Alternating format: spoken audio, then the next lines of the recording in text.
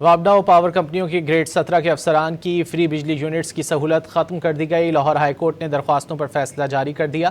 مزید جانیں گے ڈان نیوز کے نمائندے رانا بلال سے۔ رانا بلال، بتائیے لاہور ہائی کورٹ نے فیصلے میں کیا کہا ہے؟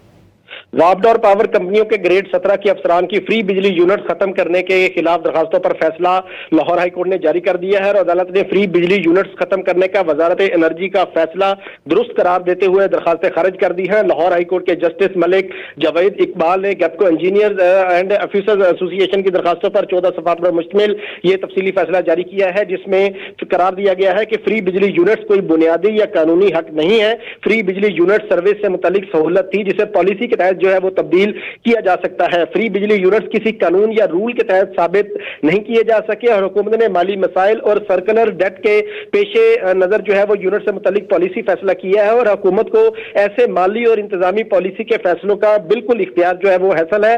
فیصلے میں یہ بھی کہا گیا ہے کہ عدالت پالیسی معاملات میں مداخلت نہیں کر سکتی جب تک کوئی غیر قانونی یا غیر آئینی کام نہ ہو۔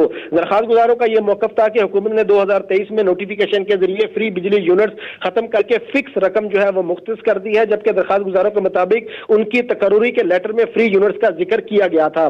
فیصلے میں کہا گیا ہے کہ درخواست گزاروں کے مطابق وابڈا میں گریڈ 1 سے 16 کے تمام ملازمین کو فری یونٹس مل رہے ہیں، لیکن صرف گریڈ 17 کے افسران کے فری یونٹس ختم کرنا امتیازی سلوک ہے۔ فری بجلی ختم نہیں کی گئی بلکہ رقم کی صورت میں تنخواہ میں اس کو شامل کر دیا گیا ہے۔ درخواست گزار کوئی بدنیتی یا غیر قانونی آئینی خلاف ورزی ثابت نہیں کر سکے۔ عدلیہ ایگزیکٹو کے دائرہ اختیار میں مداخلت نہیں کر سکتی اور پالیسی فیصلوں میں عدالتی مداخلت جو ہے وہ محدود اس حوالے سے رکھی گئی ہے۔ تاہم عدالت نے فری بجلی یونٹ ختم کرنے کا وزارت انرجی کا فیصلہ درست قرار دیتے ہوئے جو درخواست گزاروں کی درخواستیں ہیں اسے خارج کر دیا ہے۔ بہت شکریہ رانا بلال ان تفصیلات کے لیے۔